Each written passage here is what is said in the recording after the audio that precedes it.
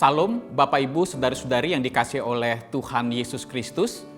Pada saat ini saya ingin mengajak kita untuk membuka satu bagian firman Tuhan yang terambil dari Injil Yohanes pasal yang ke-15 ayat 1 sampai yang kedua yang berkata demikian. Akulah pokok anggur yang benar dan Bapakkulah pengusahanya. Setiap ranting padaku yang tidak berbuah dipotongnya, dan setiap ranting yang berbuah dibersihkannya supaya ia lebih banyak berbuah. Bapak Ibu Saudara-saudara yang dikasihi oleh Tuhan, perumpamaan ini sebenarnya berbicara tentang dua jenis kelompok manusia. Jenis manusia yang pertama adalah digambarkan sebagai ranting yang melekat pada pokok anggur, tetapi ranting itu tidak berbuah. Bapak Ibu Saudara-saudara yang dikasihi oleh Tuhan, jenis manusia yang pertama ini sebenarnya adalah jenis manusia yang kelihatannya berada di dalam Kristus oleh karena dia melekat kepada pokok anggur itu. Tetapi saudara, ternyata ranting ini tidak berbuah oleh karena tidak ada aliran kehidupan dari kuasa Kristus yang mengalir melalui kehidupan orang itu. Orang-orang seperti ini mungkin saudara mereka setiap minggu datang ke gereja, beribadah, mengikuti perjamuan kudus, dibaptis, dan mungkin mereka juga adalah orang-orang yang aktif terlibat di dalam kegiatan-kegiatan gerejawi. Tetapi sebenarnya mereka belum sungguh-sungguh percaya kepada Kristus. Mereka tidak memiliki relasi pribadi dengan Kristus. Sekalipun jubah mereka Kristen, tetapi sebenarnya Kristus tidak ada di dalam hati mereka. Bapak Ibu Saudara-saudara yang dikasihi oleh Tuhan, contoh jenis manusia yang pertama yaitu ranting yang melekat pada pokok anggur tetapi tidak berbuah, contoh yang sederhananya adalah Yudas Iskariot. Yudas Iskariot saudara-saudara adalah salah satu dari 12 murid Yesus. Setiap hari mungkin Yudas Iskariot bersama-sama melayani Yesus, mendengarkan khotbah dan pengajaran dari Yesus, melihat mujizat-mujizat besar yang dilakukan oleh Yesus. Tetapi ternyata saudara, Yudas Iskariot tidak sungguh-sungguh percaya kepada Kristus dan tidak punya relasi pribadi dengan Kristus.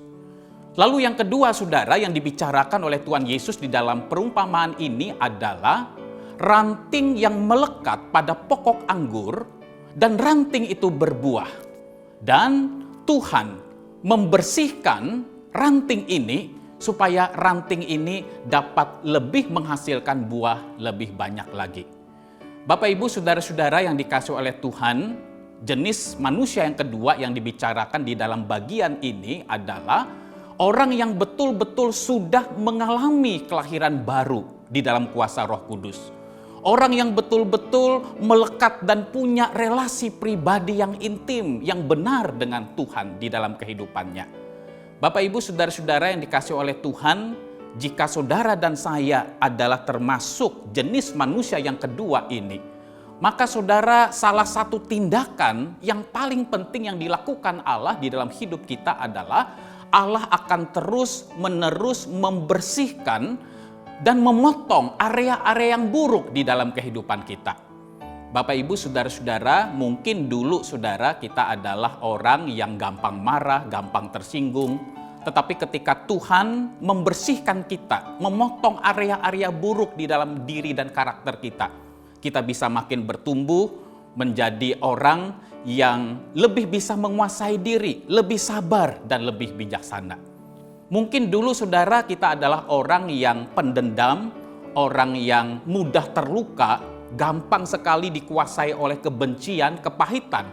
Tetapi ketika Tuhan membersihkan kita, maka saudara Tuhan akan menolong kita untuk menjadi orang yang lebih cepat untuk mengampuni dan selalu memperjuangkan rekonsiliasi atau hidup berdamai dengan orang lain. Mungkin dulu saudara kita adalah orang yang hanya membaca dan merenungkan firman Tuhan pada saat ibadah minggu di gereja.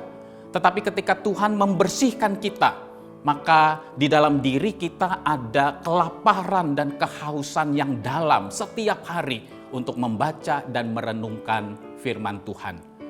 Bapak Ibu Saudara-saudara yang dikasihi oleh Tuhan, buah yang dimaksudkan oleh Yesus Kristus di dalam perumpamaan ini itu bisa meliputi dua hal.